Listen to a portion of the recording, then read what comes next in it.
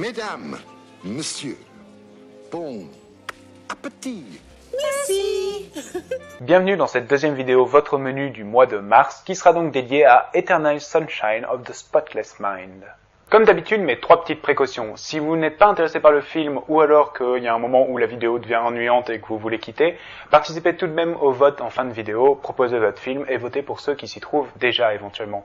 Deuxièmement, dans cette rubrique, je ne fais pas du tout attention aux spoils, donc si vous n'avez pas vu le film dont je vais parler, allez le voir et puis revenez. Finalement, mais de loin le plus important, il s'agit ici, comme sur toute ma chaîne, de mon opinion personnelle. Vous avez le droit d'avoir votre propre avis sur le film et je vous invite même à le partager avec moi. Le film raconte l'histoire de Joel, un homme timide qui se sent assez seul et qui est un petit peu blasé de tout. For Valentine's Day 2004. Today is a holiday invented by greeting card companies. Happy Valentine's Day, sweetheart. I love you. That's sweet. Ain't love grand?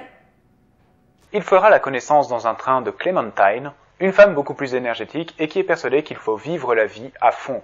Ils vont étrangement être attirés l'un vers l'autre et créer rapidement un couple. Durant le reste du film, on découvrira que Joel connaissait déjà Clementine bien avant cette rencontre du train. Qu'ils avaient même d'ailleurs déjà formé un couple, mais lorsqu'ils se sont séparés, ils ont décidé d'aller voir une clinique capable d'effacer tous les souvenirs attachés à une personne, et ainsi l'oublier complètement. Je suis sorti de ce film extrêmement frustré. Je trouve le concept vraiment intéressant et qu'il y aurait moyen de faire un film vraiment ouf avec ça, mais j'ai vraiment le sentiment que c'est du pur gâchis, car presque l'intégralité du film s'intéresse à l'opération d'oubli de Clementine par Joel. Je crois que je comprends pourquoi ils ont pris ce chemin. Vu que Joel est endormi et qu'à vrai dire tout ce qu'on voit est la projection de son esprit, ça offre vraiment une liberté dans la mise en scène et de ce qu'on peut montrer. Ainsi, l'oubli est illustré de différentes façons.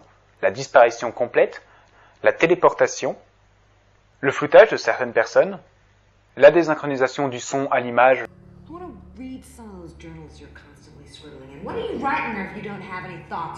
On arrive même à un moment où Joel tente de s'échapper de cette opération et où plusieurs de ses souvenirs se mélangent. Cela donne des images très belles comme la pluie à l'intérieur d'un appartement ou un lit au milieu d'une plage, tout en donnant des scènes aussi de complets cauchemars.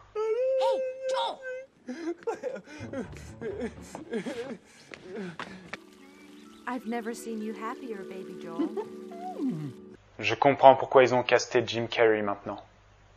Pour donner mon avis sur Jim Carrey, je sais pas un acteur que j'aime beaucoup, parce que je considère que ce qu'il fait est très simple.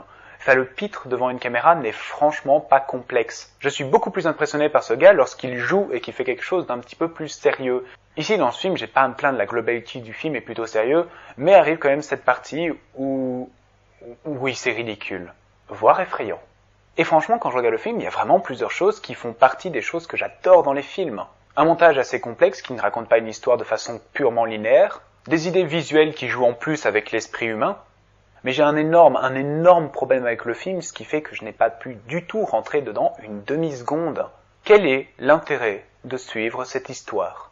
Je trouve qu'il est très dur d'être investi dans ce que Joel veut. Pas vraiment dans la première partie, mais vraiment dans l'acte 2 du film. Dans cet acte, Joel, qui se balade dans son esprit, décide d'arrêter l'opération et de trouver un moyen de préserver Clementine dans ses souvenirs. Ainsi, il tente de s'échapper, passant d'un souvenir à l'autre, comme je l'expliquais. Sauf que j'arrive pas du tout à m'investir parce que on sait d'office que l'opération va marcher grâce au début, ou à cause du début plutôt.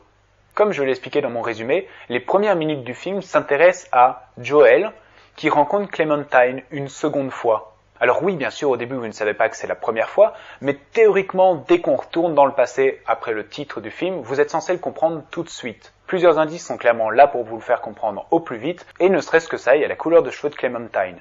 Ainsi, on me demande de suivre un héros qui je sais pertinemment bien qu'il va échouer, et je comprends vraiment pas quel était le but. Imaginez si on utilisait cette façon de faire sur d'autres films. Prenons Saw, par exemple. Imaginez que le film débute ainsi, avec John qui se relève au milieu de la pièce, puis ferme la porte en disant Game Over, et puis qu'on vous mette le film. Ça n'aurait alors plus aucun intérêt de regarder le film, car vous saurez pendant tout le long que le criminel est là au milieu de la pièce. Un autre des exemples serait X-Men. Imaginez qu'au début on vous montre Magneto qui utilise les pouvoirs de Malicia, et qu'ensuite on vous remette au début du film. À chaque fois qu'une phrase comme celle-ci sera dite, Give me 48 hours to find out what Magneto wants with you. Vous vous en foutrez parce que vous savez pertinemment bien que ce n'est pas Logan que Magneto veut. Vous pouvez vous amuser à appliquer ça sur n'importe quel film, la plupart seront inintéressants.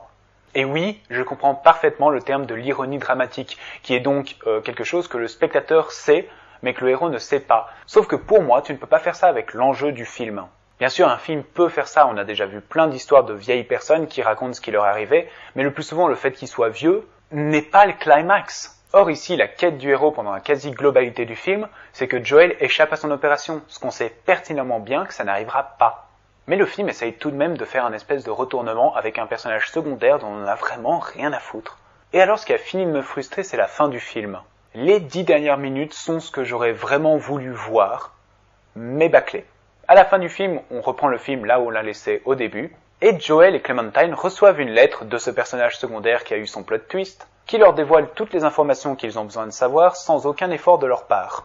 Je pense qu'avec cette histoire, ça aurait été beaucoup plus intéressant de voir ce deuxième couple qu'ils auraient formé et de voir justement si cette fois ça aurait marché, s'ils étaient définitivement destinés à ne jamais marcher en tant que couple, ou si peut-être cette fois ça se connecterait de différentes façons. On aurait pu faire un parallélisme intéressant entre leur premier couple et ce second couple. Et à un moment dans le film, grâce à divers moyens, ou alors ils s'en souviennent petit à petit, ou alors quelqu'un leur donne l'information, ils se seraient rendus compte de la vérité. Et ainsi, on aurait pu voir leur combat, leur émotion, leur réaction par rapport à ça, et voir comment est-ce qu'ils auraient combattu leur couple au-delà de cette épreuve. Et ça arrive à la fin du film, pendant 7 minutes et de façon bâclée.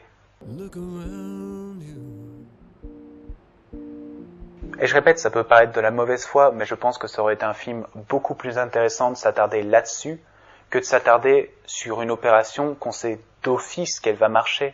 Donc vraiment, pour moi, ce film avait une superbe idée, qu'il a complètement gâché. Cette deuxième et dernière vidéo, votre menu du mois de mars, est terminée et je vous invite à participer au vote afin de déterminer les 2 films pour le mois d'avril. Les règles restent les mêmes. Je vous invite à aller dans les commentaires de cette vidéo et de me proposer des films que vous avez envie que je critique. Ça peut être des bons films, ça peut être des films moyens, ça peut être juste des films où vous voulez mon avis, ça peut être des films très mauvais. Je prends tout ce qui vient. Vous avez donc le choix de proposer un film et ou de voter pour des films qui sont déjà dans les commentaires. Essayez de ne mettre qu'un seul film et pas une liste, c'est plus facile pour voter et pour choisir. Bien sûr, si vous avez aimé cette vidéo, vous pouvez l'aimer, la partager, vous abonner à ma chaîne et la partager également. Et je vous en prie, les commentaires sont à vous.